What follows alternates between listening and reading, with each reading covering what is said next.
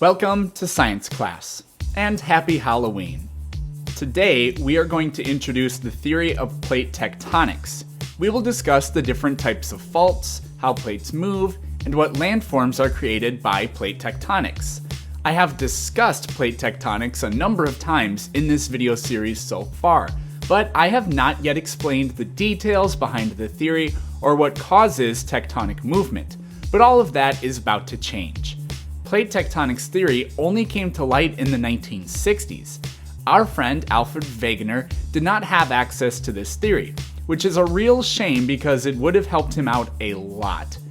Plate tectonics theory has been invaluable to the scientific community as a whole. One of the great strengths of scientific theories is they unify a broad range of separate observations. This one idea explains why earthquakes occur and why they are more common in certain places, why mountains exist and why they exist in the particular places they do, why volcanoes exist and why they are also more common in certain areas, why those fossils Wegener studied are spread over different land masses, and much, much more.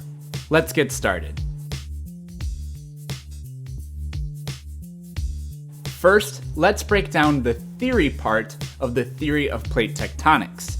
In science, a hypothesis is a prediction based off of careful observation and some information gathering. I dislike it when people call a hypothesis an educated guess because it cheapens the work that goes into generating a hypothesis. Information is gathered rigorously and scientifically before a hypothesis is generated. A scientist truly believes their hypothesis will be correct, and they have good reason to. Experimentation then serves the role of ruling out or confirming the hypothesis. Wegener did not one day say, yeah, I think Pangea used to exist, and then, oh, what a shocker, look at all this evidence that supports my idea. It was the other way round. The evidence pointed Wegener in the direction of continental drift. So a hypothesis confirms a particular observation. Great. That observation is then carried out by other people with slightly different parameters to try to prove the hypothesis wrong. That's what no other system does that science does. Scientists try to prove each other wrong. But if a particular observation or mechanism is confirmed countless times under similar conditions, it graduates to a scientific theory. Theories are well-established, tested, and confirmed facts. Gravity, the germ theory of disease, evolution, general relativity, plate tectonics, these are all true. At the most basic level, plate tectonics tells us that Earth's crust and uppermost mantle is a rigid solid body known as the lithosphere. This layer sits on top of and moves over a weak, flowing, semi-molten layer called the asthenosphere. But the lithosphere does not move as a single unit. Instead, the lithosphere is broken into large and small sections called plates, and these plates all have combinations of different motion. Where two plates meet is known as a fault. There are 7 major plates and around 8 minor plates. Each of the major plates, except for the Pacific plate, contains most of or all of a continent, plus a large portion of the ocean floor. Some of the minor plates are made entirely of oceanic lithosphere. Others contain sections of continental lithosphere as well. On average, lithospheric plates move around 5 centimeters a year. The energy for this motion comes from the uneven heating within Earth's mantle. Deeper parts of the mantle are hotter than parts closer to the surface, and the mantle deforms in an attempt to even out the temperatures.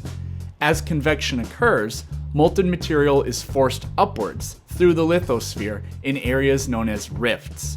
This molten material wedges apart the plates, and this essentially does all of the work of getting these plates to move. But not all plate boundaries form rifts. If two places are being separated by rising molten material in one spot, then opposite of that spot, two plates are likely to be forced into one another, where one plate is inevitably forced back into the mantle. Fault boundaries where two plates are being separated are called divergent boundaries. Almost all divergent boundaries are found on the ocean floor, where they have created the mid-ocean ridge. This is an unbroken chain, 65,000 kilometers in length, where molten material rises to the surface, forming brand new lithosphere. You'll notice that if we slide each continent towards the mid-ocean ridge adjacent to it, this puts together the continental puzzle we looked at last time. The process of the oceanic lithosphere being created at these rifts is known as seafloor spreading. These mid-ocean ridges did not always exist. In fact, the entire surface of the ocean is relatively young. All ocean lithosphere formed after the breakup of Pangaea, and they begin as rift valleys. A rift valley is formed by a divergent fault line on land. As the mantle softens and pulls the lithosphere apart, it creates a Great Depression, and volcanoes are common here as well. The East African Rift Valley is the only place on land today where you find a significant rift valley. Eventually, the Horn of Africa will be torn away from the continent and become isolated like Madagascar. Lake Baikal, the largest lake in the world in terms of volume, is well over 1,500 meters deep and was created around 30 million years ago when this narrow region of Siberia was being torn apart by tectonic forces. Iceland is also being pulled apart as the volcanic island nation sits directly on top of the mid-Atlantic ridge. Fault boundaries where two plates are colliding are called convergent boundaries. When this occurs, one plate, or at least a significant portion of it, is driven back into the mantle. We call this process subduction. Convergent boundaries are responsible for all of Earth's mountain ranges, and the vast majority of its volcanoes and earthquakes as well. When two plates collide, there is a huge amount of friction and melting that occurs between the two plates. This friction also generates earthquakes. If you compare the density of earthquake epicenters around Australia versus the mid-Atlantic on this map, you will see there is an enormous difference. This is because along this region in the Pacific, the plates are converging, so there is more tension and collision, whereas in the Atlantic, the plates are separating, so there isn't as much tension or collision to speak of. There are three different types of convergent boundaries, and each form different geological features. When oceanic lithosphere collides with continental lithosphere, a few predictable things will happen. Ocean lithosphere is created by seafloor spreading, where the plate is driven away from the source that created it. This makes oceanic lithosphere nowhere near as thick as the continental lithosphere. Oceanic lithosphere is also more dense. This combination leads to the oceanic plate being plunged into the mantle when it collides with a continental plate. The top layers of sediment are scraped onto the shore, and any islands that collide with the shore become part of the continental lithosphere as well. That process is called accretion. The collision of these two plates thrusts up the continental lithosphere, creating a mountain chain. But because of the massive amounts of friction, a lot of melting occurs, and buoyant magma rises to the surface where it creates volcanoes. We call these mountain chains, scattered with volcanoes, continental volcanic arcs. The Andes Mountains are a continental volcanic arc system. So is the Cascade Range in North America, where we have Mount Rainier, Mount St. Helens, Mount Hood, Mount Adams, and Mount Shasta. When two oceanic plates converge, more of the same thing happens. However, because the plates are much thinner, they don't produce very much land. Instead, they create what's called a volcanic island arc. The Aleutian Islands, Japan, Java, Sumatra, Borneo, the Philippines, Papua New Guinea, New Zealand, Tonga, all of these nations and island systems are volcanic island arcs. There's another word for a chain of islands, an archipelago. Not all archipelagos are volcanic island arcs, but most are.